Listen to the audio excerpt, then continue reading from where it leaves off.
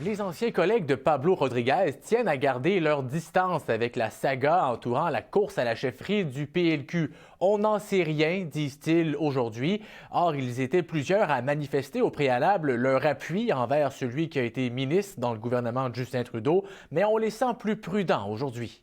Vous savez, M. Rodriguez, c'est un collègue, c'est un ami, mais loin de moi de vouloir m'immiscer dans tout ce qui se passe à Québec. Je vais laisser ça à mes collègues de Québec de faire ça. Est-ce que votre ancien collègue Pablo devrait rester en poste? Pas de commentaire. Je n'interviens pas dans les affaires précises. Vous avez dit que vous aviez confiance en lui pour gérer la crise. Est-ce que c'est encore le cas aujourd'hui? Moi, je pense que M. Rodriguez est une personne intègre.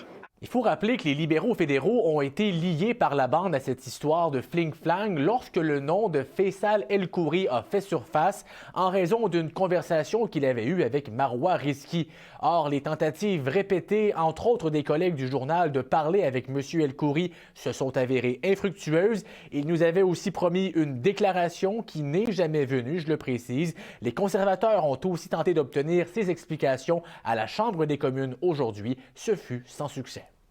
Est-ce que le député de Laval-les-Îles a le courage de se lever pour expliquer aux Québécois quelle était sa possible implication dans l'affaire des fling-flang? Ça m'apparaît là, pas vraiment pertinent à l'administration de l'appareil fédéral, mais je vais laisser le choix de répondre si on veut. Alors, on va passer à la prochaine question. Là. Par ailleurs, la Chambre des communes s'est ajournée aujourd'hui pour la période des fêtes. Les travaux reprendront le 26 janvier. Olivier Ferron-Boissé, TVA Nouvelle-Ottawa.